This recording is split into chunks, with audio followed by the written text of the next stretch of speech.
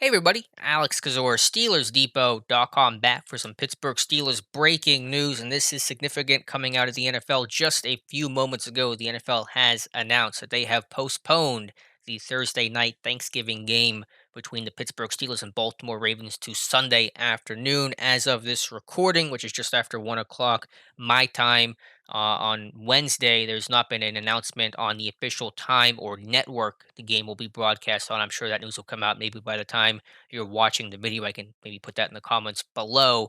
But yeah, the second time this season the Steelers have had a game postponed. This one, of course, hopefully not going to another week the way the Titans game was. But this is obviously really significant news.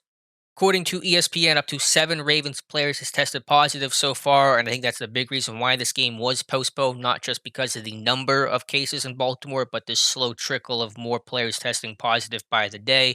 That's what happened in Tennessee, where every single day you had more new cases, and it was pretty hard to be confident about playing the game in that scenario. And the league reportedly wants the Ravens to do more contact tracing and things like that. So, does this suck for the Steelers? Absolutely. Are they mad about it? Absolutely. Do they have a right to be mad about it? Absolutely. But really nothing you can do, as Mike Tomlin's mantra is, we do not care. I'm sure the players probably feel a little bit differently at this point, but the NFL is just trying to make the best of a really bad situation.